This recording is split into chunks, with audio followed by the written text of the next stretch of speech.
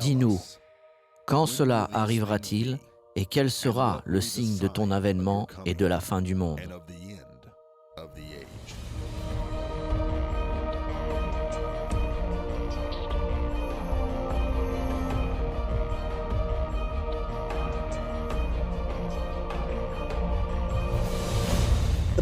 La prophétie que nous étudions aujourd'hui est l'une des plus importantes de la Bible.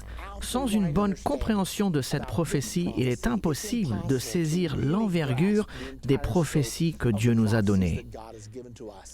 Cette prophétie s'appelle la renaissance du Saint-Empire romain. Elle s'est accomplie le 3 novembre 2009. Et il s'agit de l'une des 5 plus importantes prophéties qui s'est accomplie durant ces 2000 dernières années, depuis la crucifixion et la résurrection de Jésus-Christ.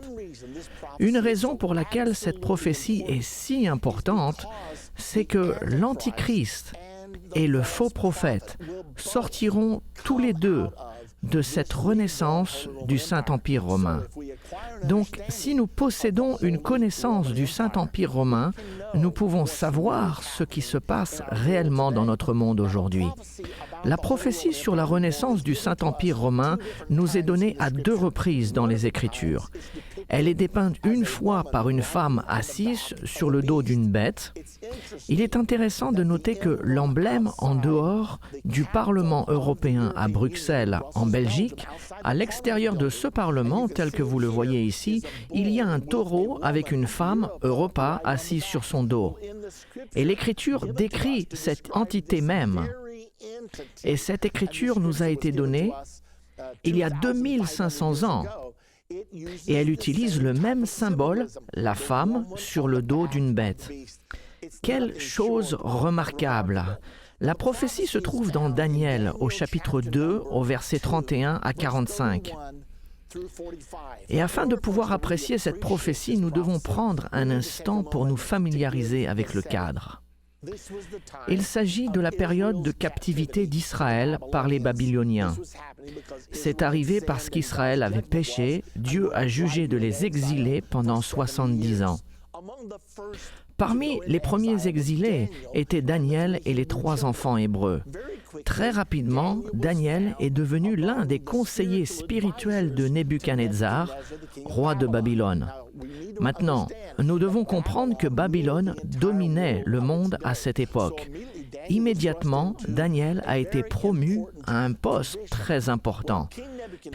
Une nuit, le roi Nebuchadnezzar est parti se coucher et il a eu un rêve. Et à son réveil, le lendemain matin, il se souvint d'avoir un rêve. Ce rêve l'avait perturbé. Il savait que ce rêve était important, mais il ne se souvenait pas de ce contenu. Avez-vous déjà eu cette expérience? Eh bien, c'est ce qui lui est arrivé.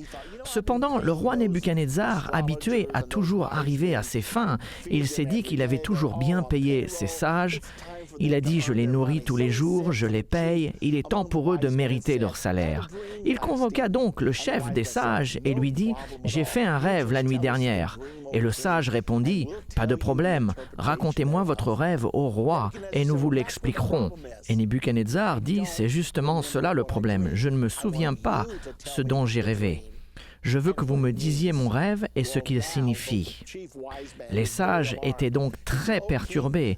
Ils dirent « Ô roi, personne ne nous a jamais demandé de faire une telle chose auparavant. » Nebuchadnezzar a dit « C'est bien ce que je pensais. Vous êtes tous des imposteurs. Vous êtes tous une bande de charlatans. Je ne vous nourrirai plus. » Et il ordonna de tuer sur le champ tous les sages du royaume. C'était une mauvaise nouvelle, bien évidemment. Et ils sont venus chez Daniel, frappèrent à sa porte et annoncèrent « Nous sommes ici pour te tuer. » C'était bien évidemment une nouvelle effrayante. Et Daniel dit « Attendez un instant, ça ne me dérange pas de mourir, mais dites-moi s'il vous plaît pour quelle raison ?» Et ils lui racontèrent très vite l'histoire. Daniel dit « Arrêtez votre programme d'extermination. Je ne peux pas dire au roi son rêve, mais je sers un Dieu qui révèle les secrets des cœurs des hommes, et il peut me révéler son rêve. Je vais aller le prier, et il me révélera le rêve. Puis je le dirai au roi Nebuchadnezzar. » Ils eurent tous un soupir de soulagement, espérant que Daniel pourrait le faire. Daniel fit venir ses 3 amis, Shadrach, Mishach et Abednego, les 3 enfants hébreux, et ils jeûnèrent et prièrent. Le soir même, Daniel partit se coucher et fit un rêve. Et à son réveil, le lendemain matin, il savait que Dieu lui avait révélé le rêve de Nebuchadnezzar. Et en plus, Dieu lui avait donné de comprendre sa signification. Alors, Daniel fut rapidement conduit au roi Nebuchadnezzar pour lui dire son rêve et son interprétation. Maintenant, j'imagine qu'il y avait beaucoup d'appréhension dans le palais ce jour-là, dans la salle du trône. Tout le monde espérait que ce jeune homme juif qui est venu de Jérusalem en captivité serait capable de dire le rêve et de l'interpréter. Voici ce qui arriva ensuite. Daniel commença à raconter le rêve et il dit « Ce que tu as vu, roi, était une image. L'image avait une tête d'or, les bras et la poitrine d'argent, le ventre et les cuisses de laiton, les jambes de fer et les pieds de fer et d'argile mélangés. Alors que tu regardais, une pierre se détacha de la montagne en roulant, elle frappa les pieds de l'image et l'image s'effondra en morceaux. Elle s'est désintégrée comme une paille sur l'air de battage et qui est emportée par le vent d'été. Le roi Nebuchadnezzar fut abasourdi car avez-vous déjà oublié quelque chose et quelqu'un vous rafraîchit la mémoire ? Eh bien, c'est ce qui s'est produit avec le roi. Dès que Daniel a commencé à lui dire le rêve, il a commencé à se souvenir de son rêve. Et il dit, « Daniel, c'est incroyable. Le Dieu que tu sers est vraiment capable de révéler les secrets des cœurs des hommes. » Ainsi, Nebuchadnezzar, roi du monde, réalise qu'il existe un véritable Dieu et qu'il y a des gens qui communiquent avec ce vrai Dieu. Ceci a préparé le terrain pour les futurs événements de la vie de Daniel dans le royaume babylonien. Daniel commença à expliquer le rêve à Nebuchadnezzar en décrivant les détails. Voici ce qu'il dit. Tout d'abord, la tête d'or, les bras et la poitrine d'argent, le ventre et les cuisses de laiton, les jambes de fer et les pieds de fer mélangés avec de l'argile, tous symbolisent des empires. Et il ne s'agit pas de n'importe quel empire, ce sont des empires commençant à partir de maintenant jusqu'à l'arrivée de Dieu pour établir son royaume sur terre. Ce sont des empires qui gouverneront le monde entier. Il y aura beaucoup d'empires qui passeront, mais seulement 5 domineront le monde. Et c'est la raison pour laquelle il y a 5 segments ou parties dans cette image. Et le verset 39 de Daniel 2 nous l'indique. Écoutez ceci. Après toi, Nebuchadnezzar, il s'élèvera un autre royaume moindre que le tien, puis un troisième royaume qui sera d'airain. Et voici la phrase saillante, et qui dominera sur toute la terre. Voilà la phrase qualifiante. Pour faire partie de cette prophétie, les royaumes doivent dominer sur toute la terre. Daniel continue donc à expliquer et dit « Ô toi, Nebuchadnezzar, et ton royaume babylonien, vous êtes la tête d'or et le monde entier compte sur vous pour la direction. Mais cela ne continuera pas toujours, car après vous surgira un autre royaume. Nous savons comment cela s'est passé. C'était pendant le temps du petit-fils de Nebuchadnezzar, Belchazzar. Belchazzar donna un grand festin. Pendant son règne, Nebuchadnezzar avait conquis Jérusalem et il avait emporté les vases d'or et d'argent consacrés au service de Dieu dans le temple. Mais par respect pour Daniel et son Dieu, Nebuchadnezzar n'avait rien fait avec ces vases. Il les avait simplement entreposés et les avait laissés. Cependant, Nebuchadnezzar n'avait pas transmis ces valeurs à son petit-fils. Et voici qu'un soir, Belchazzar fait la fête.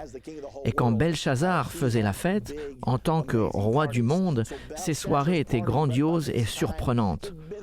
Donc Belchazzar faisait la fête, Mais il en avait pris l'habitude. L'alcool était là, les drogues étaient là, mais la soirée devenait lassante. Et Belchazzar pensa, « Il faut que je trouve quelque chose de plus pour cette fête. » Et il pensa, « Que puis-je faire ?»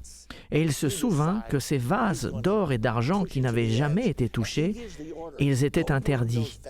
Il décida donc de repousser les limites et donna l'ordre, « Apportez ces vases, nous allons nous en servir pour faire la fête ce soir. » C'est donc ce qu'ils ont fait. Sans aucun doute, ils ont réservé le plus beau gobelet d'or pour Belchazzar et ils l'ont rempli à ras-bord avec le meilleur vin. Et la Bible dit que lorsqu'il posa le gobelet sur ses lèvres, un bruit se fit entendre vers sa droite. Et quand il se retourna pour regarder, il vit le doigt d'une main d'homme inscrire un message sur la chaux de la muraille. Laissez-moi vous dire que cela arrêtera net n'importe quelle grande fête. Immédiatement, les gens ont vu cela et ont commencé à s'enfuir. La Bible nous dit de Belchazzar que ses genoux se heurtèrent l'un contre l'autre. Il ordonna d'arrêter la musique et dit « Amenez-moi quelqu'un qui peut m'expliquer tout ceci. » Eh bien, personne n'était capable de le faire. C'était écrit dans une langue inconnue que Belchazzar ne pouvait lire. Puis ils commencèrent à faire un appel. « Y a-t-il quelqu'un qui peut nous l'expliquer ?» Quelqu'un s'avança et dit « Ô roi, je me souviens du temps de ton grand-père Nebuchadnezzar. Il avait fait un rêve que personne ne pouvait interpréter. Mais il y avait cet homme dans le royaume, son nom était Daniel et il était hébreu. Et il a dit à ton grand-père son rêve et sa signification. Je pense qu'il pourrait nous aider. » Immédiatement, Daniel fut convoqué. À son arrivée, Daniel s'est présenté devant Belchazzar. Et là, il donna l'interprétation à Belchazzar. Il dit tout d'abord, ça signifie compter, compter, peser et diviser.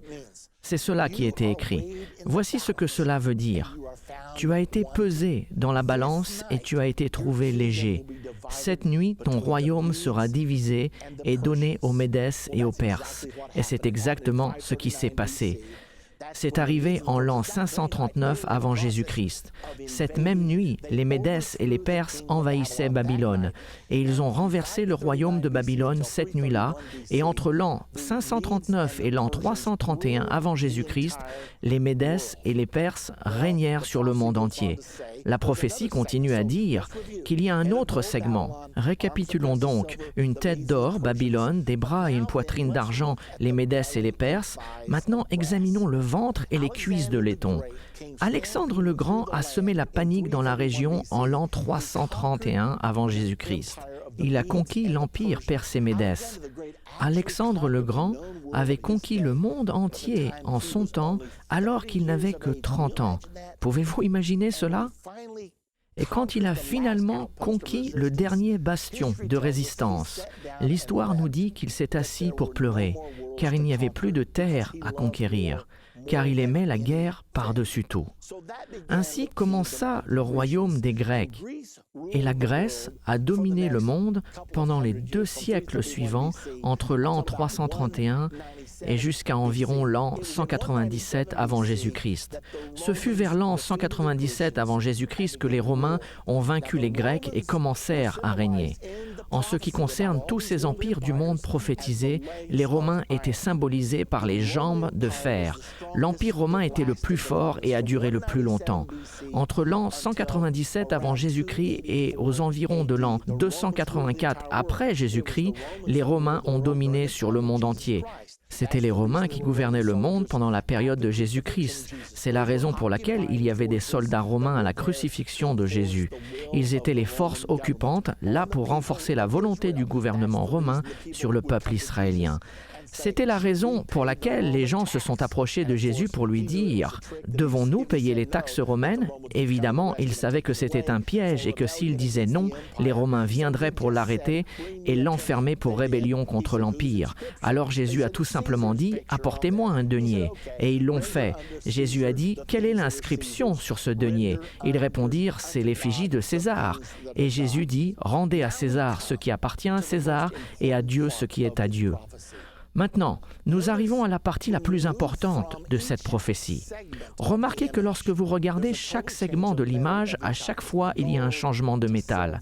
De l'or à l'argent, du laiton au fer, jusqu'à ce que vous arriviez au dernier segment.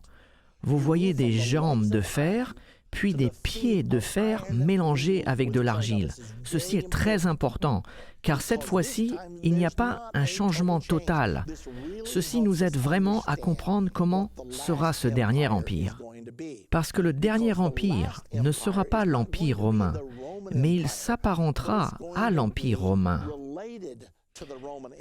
L'élément romain est gardé quand nous allons de l'an 300 jusqu'à l'an 800, car c'est en l'an 800 que le Saint-Empire romain est né. L'Empire romain et le Saint-Empire romain ne sont pas exactement les mêmes. L'Empire romain était totalement séculaire, mais le Saint-Empire romain, comme son nom l'indique, doit être une union, une alliance entre l'Église et l'État, entre la politique et la religion. Le Saint-Empire romain vit le jour en l'an 800, lorsque le pape Léon III a couronné Charlemagne, annonçant qu'il était maintenant l'empire écoutez bien, du Saint-Empire romain. Donc lorsque la Bible dépeint les pieds de fer mélangés avec de l'argile, le fer est l'élément romain et l'argile est l'élément religieux. Ils se sont réunis et cela s'est passé le 25 décembre de l'an 800, lorsque le pape Léon III posa la couronne sur la tête de Charlemagne. À partir de cet instant, le Saint-Empire romain domina sur la plupart du monde pendant 1000 ans. Et les dirigeants qui gouvernaient le Saint-Empire romain ont toujours eu une cohabitation. Le dirigeant politique venait toujours d'Europe et le dirigeant spirituel était à chaque fois originaire d'Italie. C'était une cohabitation d'un dirigeant politique et d'un dirigeant spirituel. Et naturellement, le dirigeant spirituel a toujours été le pape de l'Église catholique romaine du Vatican. Il s'agit donc d'une description du Saint-Empire romain. Avez-vous remarqué que le fer est maintenant transféré de l'Empire romain au Saint-Empire romain? Et cet empire a duré pendant les 1000 années suivantes. Maintenant, dans la prophétie du chapitre 2 de Daniel, il est dit que cette pierre se détacha de la montagne et roule vers les pieds de l'image pour les frapper. Voici une idée cruciale, car elle nous est dit que la pierre qui se détache de la montagne représente l'arrivée du royaume de Dieu. Et il va venir pour détruire tous les gouvernements des hommes.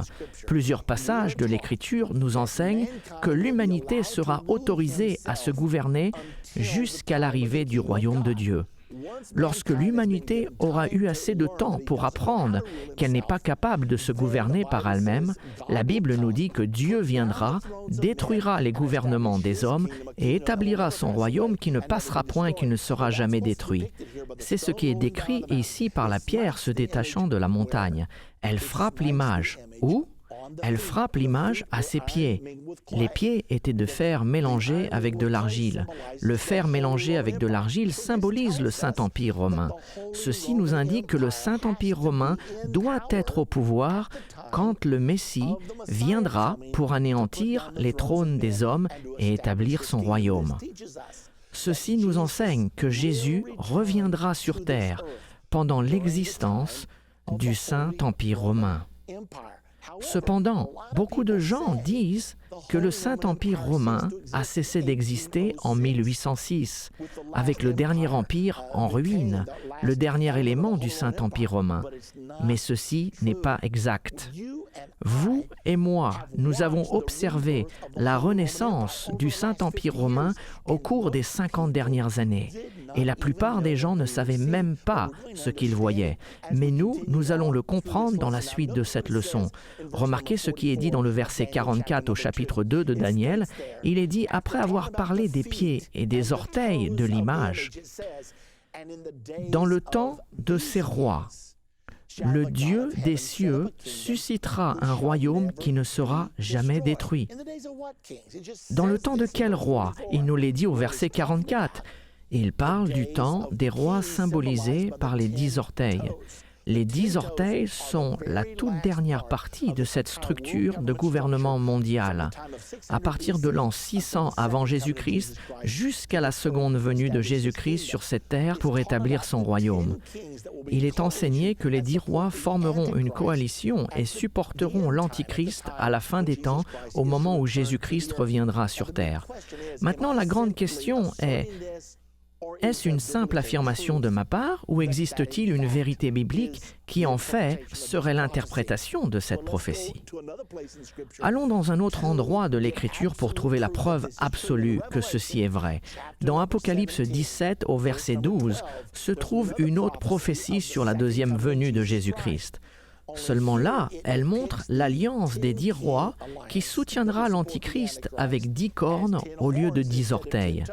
Les 10 orteils de Daniel 2 au verset 44 ont la même signification que les 10 cornes. Cela symbolise la dernière union des 10 nations qui consacrera son soutien à la personne qui dirigera le gouvernement mondial des derniers jours, juste avant la deuxième venue de Jésus-Christ. Cette personne est évidemment l'Antichrist. Lisons ce passage dans Apocalypse 17. « Les 10 cornes que tu as vues sont 10 rois, qui n'ont pas encore reçu de royaume, mais qui reçoivent autorité comme rois pendant 1 heure avec la bête. » La bête ici est le gouvernement mondial de la fin des temps et l'Antichrist, ce dirigeant mondial qui dirigera le gouvernement mondial de la fin des temps. Et ces dirigeants recevront le pouvoir comme roi pendant 1 heure avec l'Antichrist. S'agit-il littéralement de 60 minutes quand il indique 1 heure? Bien sûr que non, c'est au sens figuré. Il dit que pendant une fraction de temps, ces rois recevront le pouvoir qui sera de courte durée. Ceux-ci posséderont le même esprit et soumettront leur pouvoir et leur force à la bête. Nous pouvons déjà voir de quoi il s'agit quand on dit le même esprit. De nos jours, nous entendons beaucoup parler de la communauté mondiale. On dit l'Iran doit faire ceci ou quelqu'un d'autre doit faire cela, car il existe maintenant un esprit commun. Et c'est ainsi que cela va se passer. Sauf que cela va devenir de plus en plus prononcé au fur et à mesure que nous nous approchons de son avènement. Ils auront donc un esprit commun et ils donneront volontairement leur pouvoir et leur force au dictateur mondial de la fin des temps que nous connaissons comme l'Antichrist. Cependant, il continue en disant dans le verset 14 du chapitre 17 de l'Apocalypse, et il est dit que ces rois feront la guerre avec l'agneau. Maintenant, qui est l'agneau? Nous connaissons tous la réponse. Jésus-Christ est l'agneau qui ôte les péchés du monde. Donc quand Jésus-Christ reviendra pour établir son royaume, ces 10 rois, en alliance avec l'Antichrist, vont combattre contre Jésus lors de son arrivée. Ceux-ci feront la guerre contre l'agneau, Jésus-Christ. Vous souvenez-vous de ce que Jean-Baptiste a dit lorsque Jésus-Christ est arrivé sur la scène pour se faire baptiser? Souvenez-vous que Jean-Baptiste leva les yeux, vit Jésus et s'exclama « Voici l'agneau de Dieu qui ôte le péché du monde ». Jésus est donc l'agneau, et lorsqu'il reviendra, ils vont lui résister. La Bible dit, ils combattront contre l'agneau, et l'agneau les vaincra parce qu'il est le Seigneur des seigneurs et le Roi des rois. Et les appelés, les élus et les fidèles qui sont avec lui les vaincront aussi. Ainsi, lorsque Jésus reviendra, nous l'aurons déjà rejoint dans les airs. Car ceux qui font partie de l'Église de Jésus-Christ, ceux qui sont nés de nouveau, seront enlevés pour aller à la rencontre du Seigneur dans les airs. Puis nous partirons avec lui. Il descendra sur le mont des Oliviers à Jérusalem pour la bataille d'Armageddon. C'est alors que les empires du monde vont résister à Jésus-Christ, mais il triomphera, car il est le Seigneur des seigneurs, le Roi des rois, et ceux qui seront avec lui seront les appelés, les choisis et les fidèles. Maintenant, ceci est vraiment important si vous désirez être avec lui. Tout le monde est appelé. La Bible nous dit « beaucoup sont appelés ». Ensuite, elle dit « mais peu sont élus ». Une fois que vous êtes appelé, vous devez conformer votre vie à Jésus-Christ et apprendre à devenir son vrai disciple et marcher avec lui. Ensuite, après avoir été appelé et choisi, il est vital que vous soyez fidèle. Ainsi, nous avons examiné la prophétie qui parle de la renaissance du Saint-Empire romain. Je vous ai dit dans la leçon d'aujourd'hui que ceci est déjà arrivé. Dans la prochaine partie de la fin de l'ère, vous découvrirez en détail comment cette prophétie a été accomplie.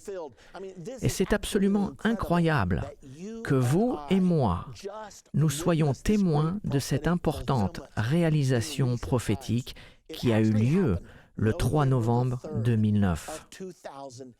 L'une des 5 plus importantes prophéties qui s'est accomplie durant ces 2000 dernières années. Cependant, la chose la plus étonnante, c'est que le monde ne s'en est même pas rendu compte. Ils n'ont pas su que l'une des plus importantes prophéties de la Bible s'est réalisée. Néanmoins, si vous comprenez la Bible, vous le savez, vous l'avez suivie, vous avez réalisé que vous avez été témoin d'une des plus grandes réalisations prophétiques de ces 2000 dernières années. Vous savez que cela s'est produit avec la première venue de Jésus-Christ. Sa première venue, il y avait 100 prophéties spécifiques et elles se sont toutes accomplies, mais la plupart des gens l'avaient totalement ignorée.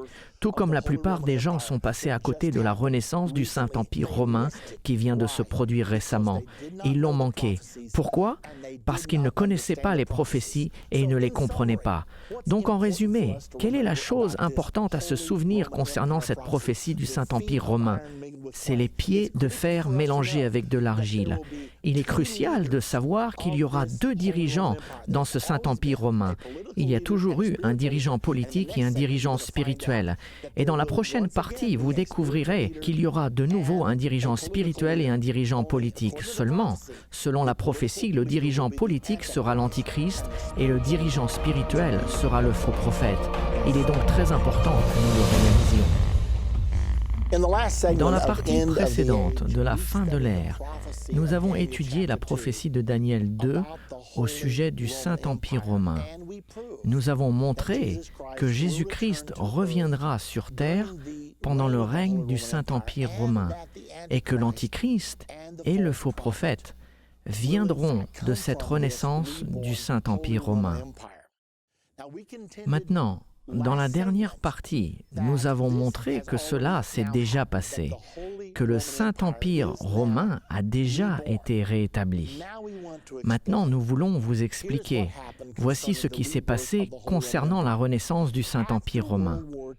Après la Deuxième Guerre mondiale, les empires d'Europe étaient en ruine à cause du pillage des nazis allemands et de cette Deuxième Guerre mondiale. La Grande-Bretagne, l'Allemagne, la France, l'Italie, toutes ces grandes puissances d'Europe étaient réduites en ruine. Cependant, elles étaient les vieilles puissances traditionnelles qui dirigeaient le monde. Elles ne voulaient pas être mises de côté dans la puissante équation du nouveau monde qui allait venir. Il y avait 2 puissances nucléaires émergentes, l'Union soviétique et les États-Unis d'Amérique. Winston Churchill avait prévu qu'il fallait un réalignement radical ou bien que l'Europe deviendrait sans intérêt. Il a proposé dans un discours peu de temps après la fin de la Deuxième Guerre mondiale qu'une union des États d'Europe allait s'établir.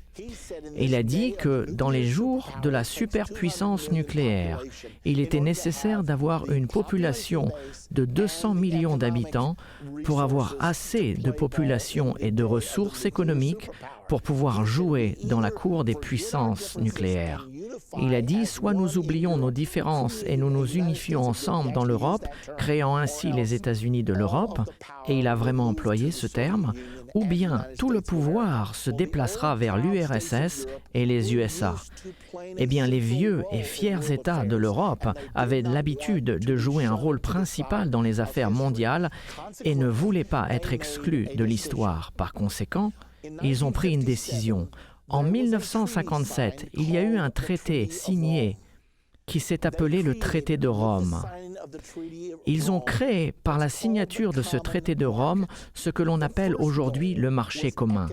L'objectif premier était l'union économique, mais ce n'était pas l'objectif ultime. Les dirigeants savaient que l'union économique devait venir en premier et que l'union politique devait suivre. Car une fois que vous joignez des entités économiquement, ils doivent voter des lois pour contrôler et réguler leur interaction. Et finalement, vous établirez une série de lois qui deviendront une union politique ainsi qu'économique. Ainsi, tout cela a été mis en action par 6 nations.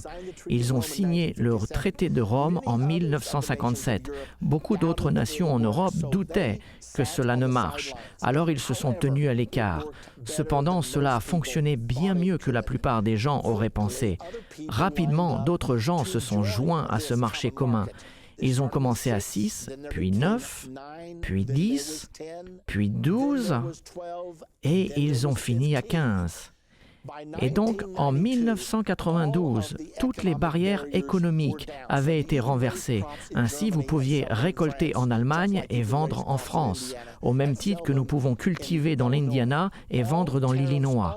Toutes les taxes d'import-export, toutes les barrières économiques ont été supprimées en 1992. Et certains ont dit « ça c'est bien ». Mais les vrais dirigeants ont dit « non, ceci est juste la première phase ». Et aussitôt, ils ont eu une autre réunion à Maastricht, en Hollande, et ils ont écrit un nouveau traité, le traité de Maastricht. L'objectif de ce traité était de passer d'une union économique à une union politique. Et en 1999, ils avaient leur monnaie commune, l'euro. Nous sommes tous familiers avec l'euro.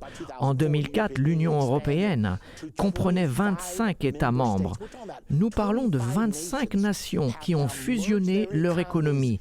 Et en plus, elles ont abandonné leur propre monnaie et accepté la monnaie commune de l'Europe, l'euro.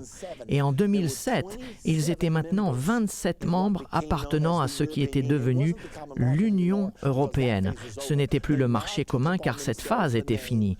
Ils ont donc adopté ce nom d'Union européenne. En 2007, ils étaient la puissance économique numéro 1 au monde. Sa population était de 500 millions d'habitants avec la plus grande force économique sur la planète.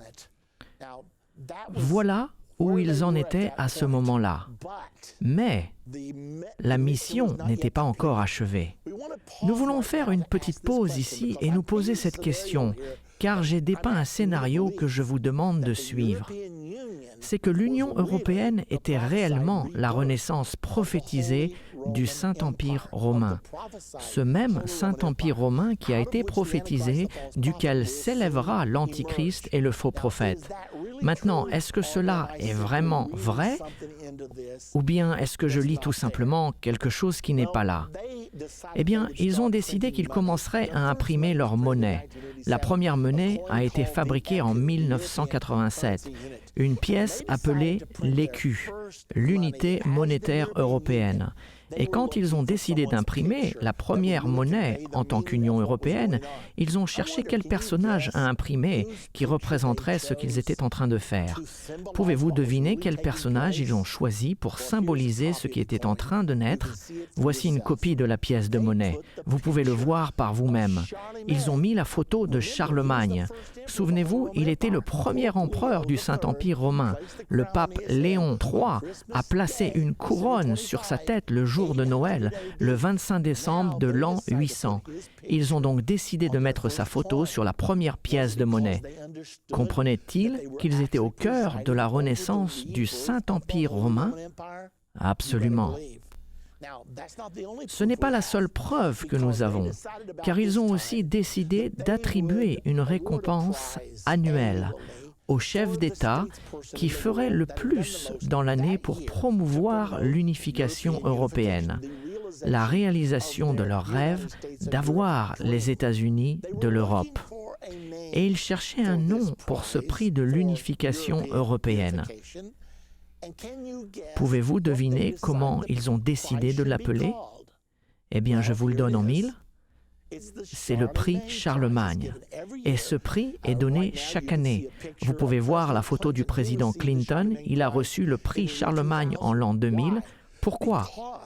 Car il y avait un problème avec la Yougoslavie. L'Europe avait besoin de la Yougoslavie en tant qu'élément de ses États-Unis d'Europe, un élément de son Union européenne. Mais Slobodan Milošević ne voulait pas perdre sa souveraineté et résistait pour entrer dans l'Union européenne. Alors il a dû être évincé et le président Clinton s'est chargé de le faire. Il s'est servi des forces de l'OTAN pour renverser Slobodan Milošević et il a fini devant la justice de la Cour mondiale de la Haye. Et aujourd'hui, vous l'avez deviné, la Yougoslavie fait partie de l'Union européenne et le président Clinton a reçu un prix pour cela. En fait, il y a des choses intéressantes qui ont été dites à cette cérémonie du prix Charlemagne donné en honneur à Clinton. D'autre part, il est allé à Aachen, en Allemagne, où le prix est attribué. Et c'est la ville natale de Charlemagne. Il y a toujours à Aachen la cathédrale qu'il a construite en l'an 800. Et vous pouvez y voir le président Clinton ici recevoir son prix. Écoutez certaines choses que Clinton a dites dans son discours d'acceptation. Le travail de construire une Europe unie n'est certainement pas fini. Il est important de ne pas trop se donner d'autosatisfaction.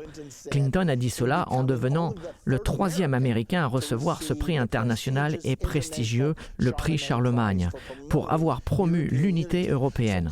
Ainsi, Clinton a compris pleinement ce que ce prix signifiait. Il a compris ce qu'il faisait quand il dirigeait les opérations contre Slobodan Milošević. Et il a compris qu'il avait reçu le prix pour avoir ramené la Yougoslavie dans les États-Unis de l'Europe. Mais ce n'est pas tout. Non seulement nous avons la photo de Charlemagne sur la première pièce de monnaie, non seulement nous avons le prix Charlemagne, mais l'hebdomadaire le plus important en Europe, l'Économiste. Certains l'appellent la revue des rois et des présidents. C'est la revue la plus suivie en Europe. Elle appartient à la famille Rothschild.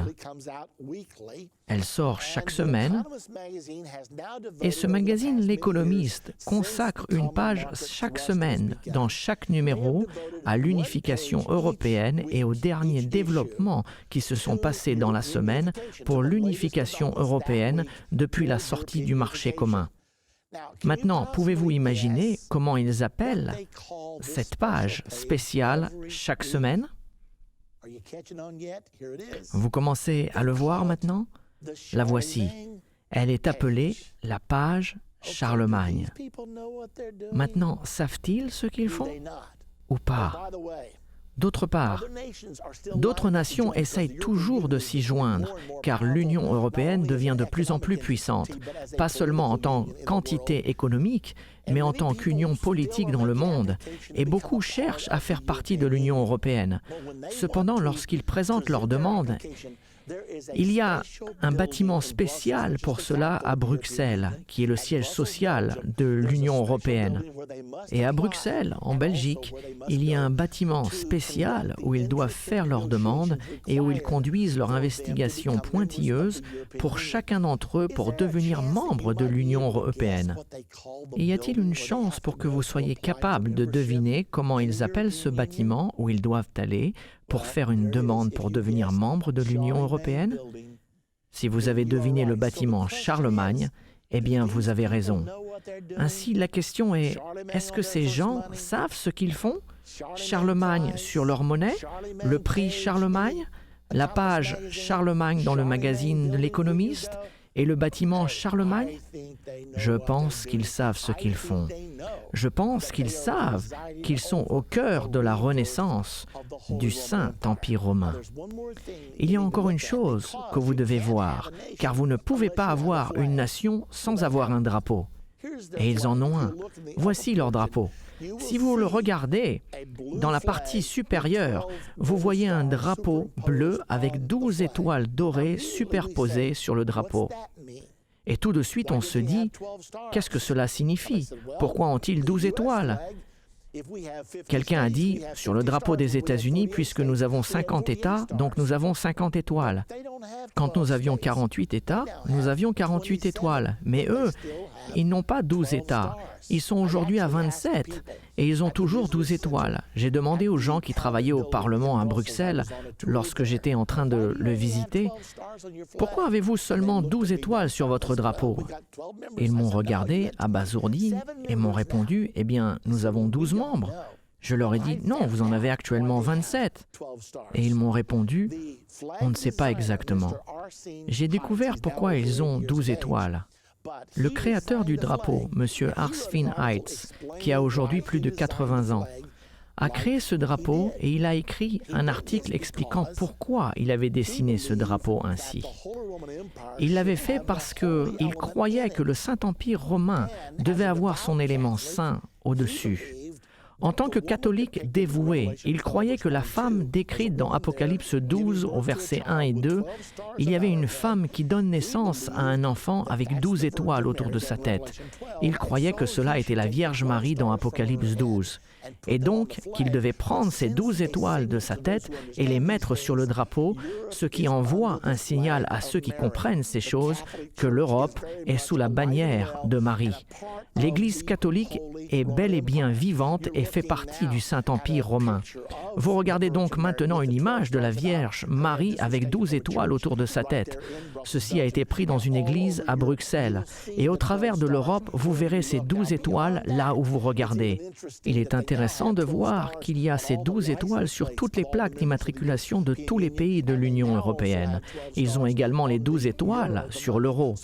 Alors, elles sont partout et c'est le symbole, souvenez-vous, du Saint-Empire romain, qui est l'alliance de l'Église avec l'État et de la politique avec la religion. Il restait une chose dont l'Europe avait besoin pour vraiment être les États-Unis de l'Europe ou l'Union européenne. Ils pensaient qu'ils devraient avoir une constitution. Donc ils ont commencé à travailler dessus. Et le 29 octobre 2004, ils ont signé une constitution. Ils se sont réunis à l'endroit même où le traité de Rome avait été signé pour fonder le marché commun en 1957. Ils étaient 25 à ce moment-là et ils ont tous signé la Constitution. Cependant, il y avait un réel problème car toutes les nations participantes, les 25, devaient obtenir un vote de leur peuple. Et chaque citoyen devait être d'accord avec cette nouvelle constitution. Bien, pouvez-vous imaginer d'essayer d'avoir un accord unanime parmi 25 nations? C'était presque impossible. C'était impossible, car en 2005, la France a tenu son référendum et les Français ont voté contre, car ils savaient que ce serait la fin de leur souveraineté française. Peu de temps après, le peuple hollandais a voté contre lui aussi. Donc l'Europe a passé 2 ans à réexaminer sa constitution. Qu'allons-nous faire maintenant? Nous pensions que nous étions sur le point d'achever notre rêve d'avoir les États-Unis de l'Europe. Nous avons travaillé sur cela depuis la Deuxième Guerre mondiale. Nous avons travaillé sur cela depuis la fondation du Saint-Empire romain en 1957. Et maintenant, il semblerait que le tout s'émiette à cause du manque de vision du peuple français et hollandais. Alors ils se sont réunis de nouveau pour se poser la question « Que fait-on maintenant ?» Cependant, vous savez comment les politiciens peuvent être quelquefois remplis d'idées. Certains politiciens ont dit « Vous savez, tout n'est pas perdu. Nous n'aurons probablement jamais assez de votes de chaque nation pour être approuvés, mais il y a un moyen de contourner cela. Si nous changeons cette constitution en traité et que chacun d'entre nous adopte ce traité, nous pouvons arriver au même objectif. Et les traités n'exigent pas un référendum du peuple. Alors voilà comment l'idée est née. Le 13 décembre 2007, les 27 nations sont allées à Lisbonne, au Portugal, et là, ils ont signé ce nouveau traité que tout le monde savait contenait tous les éléments de la Constitution. Mais alors, quand est-ce qu'une Constitution n'est pas une Constitution? Quand les politiciens disent ce n'est pas une Constitution, c'est un traité. Et de suite, notre problème est résolu. Donc, toutes les nations ont signé. Cependant, ils devaient toujours faire exécuter une ratification au Parlement. Ils n'avaient pas besoin d'un référendum, à l'exception d'une nation problématique. L'Irlande du Nord avait écrit dans sa constitution qu'un référendum était nécessaire. Eh bien, nation après nation, la France, la Hollande a immédiatement commencé à ratifier dans leur Parlement. La destinée de l'Union européenne est aux mains des politiciens les plus sages, qui savent ce qui est le mieux pour leur peuple quand ils ne savent même pas ce qui est le mieux pour eux-mêmes. Mais quand c'était le moment de voter en Irlande, les Irlandais savaient que c'était la fin de la souveraineté irlandaise s'ils disaient oui, et ont donc voté non. Alors nous avons ce petit pays qui gâche ce grand rêve. Très rapidement, les plus grands membres de l'Union européenne ont dit à l'Irlande « Si vous voulez rester dans l'Union européenne, il va falloir trouver un moyen de changer votre vote. » Alors ils ont commencé à acheminer des fonds et ont lancé une énorme campagne de relations publiques et dépensé des centaines de millions d'euros. Et une année après, le peuple irlandais décidait de revoter. À ce moment-là, en 2008, ils se trouvaient au milieu d'une crise économique et ils ont commencé à penser « Que va-t-il se passer si nous restons seuls ? Nous avons la protection de l'Union européenne. Vous savez, peut-être que ce serait une bonne chose de faire partie de l'Union européenne. » Alors, ils ont voté de nouveau et évidemment, ils ont approuvé. Rapidement, les quelques résistants ont commencé à ratifier ce traité. Puis le 3 novembre 2009, la dernière nation à ratifier était la nation de la République tchèque. Et ils l'ont ratifié. Et quand ils l'ont fait, le Saint-Empire romain était de nouveau né. Le 3 novembre 2009, cette entité est née. Celui qui va être au pouvoir sur terre au moment de l'Antichrist, du faux prophète et du retour de Jésus-Christ. Il est donc existant aujourd'hui. Nous allons voir une vidéo maintenant où vous allez être témoin des signatures. Remarquez que les signatures sont faites dans un monastère. Pourquoi à cet endroit? C'est intéressant. Est-ce que cela a quelque chose à faire avec la religion et la politique?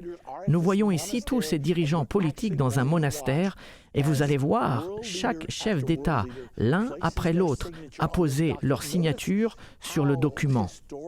Maintenant, notez à quel point ceci est historique. Notez quelle importance ils donnent à tout cela. Et ils ont raison. Ils savent ce qu'ils font. Ils savent que cela est un tournant et qu'ils donnent naissance de nouveau au Saint-Empire romain. Regardez cela.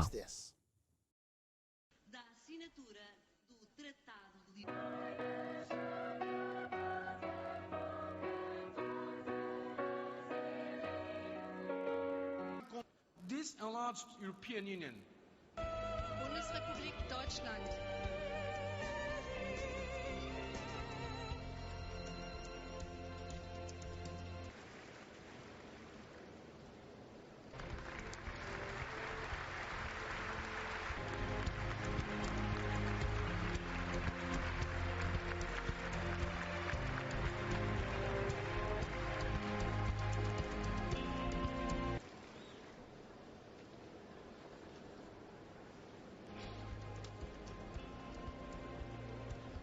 Reino dos Países Baixos. Het Koninkrijk der Nederlanden.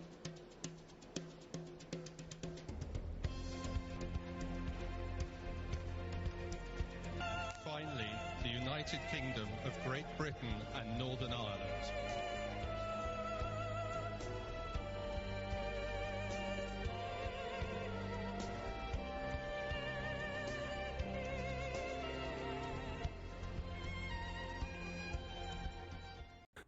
Il y aura bien un Monsieur Europe, un président permanent et un ministre des Affaires étrangères pour l'Europe. Ces personnes sont désignées pour ce traité à avoir davantage de puissance au fil du temps, en sorte que l'Europe devienne plus centralisée afin que le pouvoir passe de la main des nations membres à celle de Bruxelles. Nous pensons que ceci ramène l'Europe dans la mauvaise direction. Eh bien voilà, vous venez d'être témoin de la signature du traité de la Constitution des États-Unis d'Europe. L'Amérique a sa Constitution, maintenant l'Union européenne a la sienne. Le dernier membre dont nous avons parlé tout à l'heure a ratifié le 3 novembre 2009.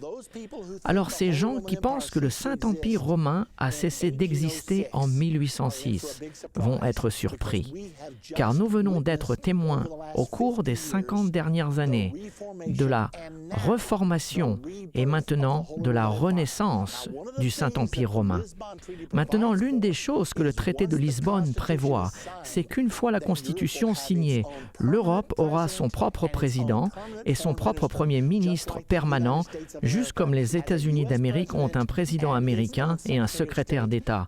L'Europe va maintenant avoir les siens. Cela s'est passé quelques semaines après la signature de la Constitution, puisque le 19 novembre 2009, Herman Van Rompuy de Belgique a été choisi comme premier président de l'Union européenne. Et Catherine Ashton de la Grande-Bretagne a été choisie pour être la ministre des Affaires étrangères. Ainsi, nous y sommes. Le moment n'est pas encore arrivé. Tout n'est pas encore exactement en place. Nous ne comprenons pas vraiment d'où va venir l'union des 10 nations, mais nous le verrons très rapidement.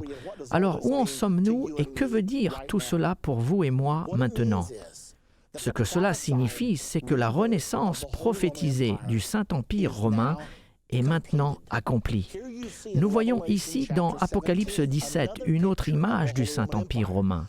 Mais cette fois-ci, nous avons le système du gouvernement mondial décrit comme une bête ayant 7 têtes et 10 cornes. Toutes ces choses-là ont été expliquées dans nos précédentes leçons de la série La fin de l'ère.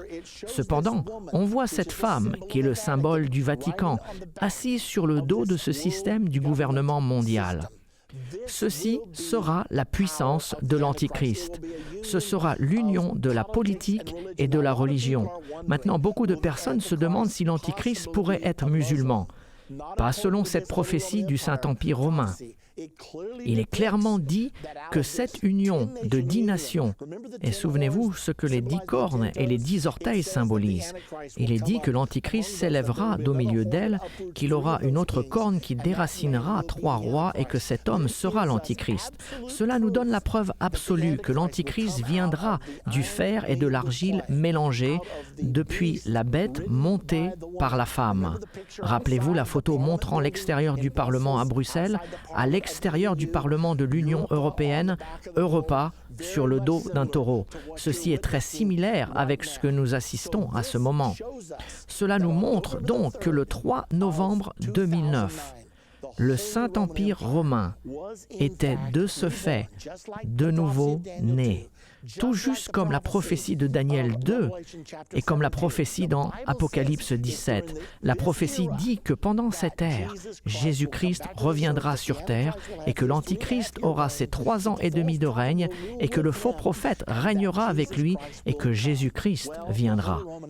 Eh bien, le Saint-Empire romain a été rétabli. Alors ma question est, est-ce que l'Antichrist et le faux prophète sont encore loin ?